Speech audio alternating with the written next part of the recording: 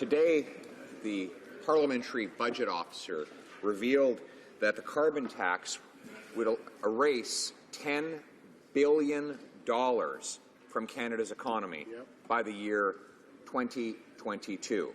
I have filed access to information requests asking how much this tax would cost the average Canadian family. The Finance Minister has the numbers, but he has redacted them from documents released. So will he reveal today how much will that tax cost the average Canadian family? How much? Honourable Parliamentary Secretary of the Ministry of Environment. Mr. Speaker, Canadians know that climate change is real, and they expect their government to take responsible and effective action while strengthening our economy and creating good middle-class jobs. Let's be clear, Canada's GDP is measured in the trillions of dollars. We're talking about roughly the same rate of growth with or without carbon pricing, and that is just one side of the coin, Mr. Speaker. The PBO did not model the economic opportunities that are driven through the innovation, the carbon pricing, the pricing of carbon pollution will provide. Putting a price on pollution will help in addressing a critical environmental issue while concurrently unlocking enormous economic opportunities going forward for this country. Order. I'm afraid I have to remind the honourable members for Abbotsford and Durham that we wait our turns to speak. We don't interrupt when someone else is speaking. Of course, standing orders provide for not interrupting. I'm sure they won't want to do that in the future. The honourable member for Carleton.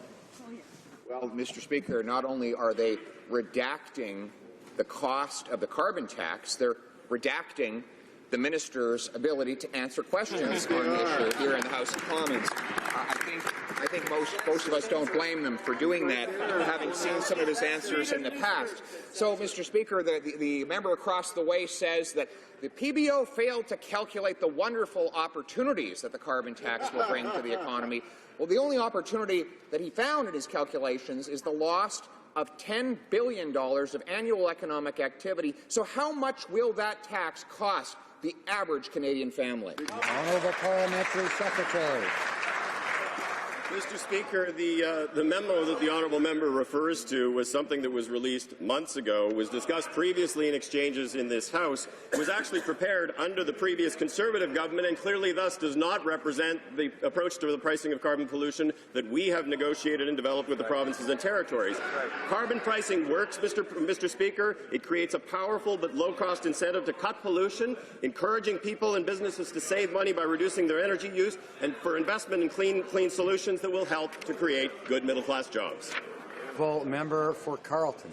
Well, Mr. Speaker, if the government has nothing to hide, then they don't need to use all of that black ink to cover up the cost of the carbon tax to the average Canadian family. But speaking of costs, we learned today that the government's already promise-breaking deficit will be even bigger than the Finance Minister admitted just a few months ago. He said it would be $18 billion. Now the PBO says it will be $22 billion, almost a 20% increase in only a couple of weeks. How did the Finance Minister get his numbers so wrong again? The Minister of Finance.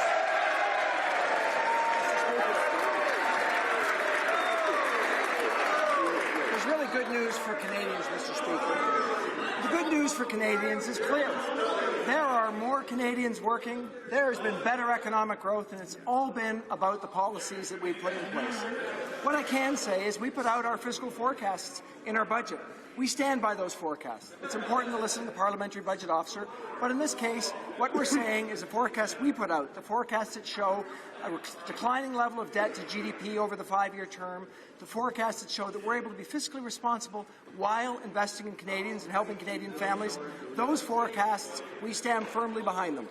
Honourable member for Carleton. Not the only bad news for Canadian taxpayers present and future. We also learned today that Canadians will spend vastly more on federal government debt interest. By 2022, the cost of servicing our national debt will rise by 2/3 to almost $40 billion. That's as much as we spend as a government of Canada on health care, Mr. Speaker. How is it in the interests of Canadian taxpayers to fork over more to wealthy bondholders instead of funding our treasured social programs? Honourable Minister of Finance. Mr. Speaker, let's consider what is in Canadians' interest. What clearly is in Canadians' interest is to invest in Canadian families. What's clearly in Canadian interest is to make sure that Canadians are working. We know that our country works when Canadians are working, and that's exactly what we're showing. We're showing the highest rate of growth that we've seen in a long time, and that's because in 2015, Canadians made a decision to go against the failed policies of the previous government and to invest in Canadians' future. That's what we're doing. The honourable member for Burnaby South.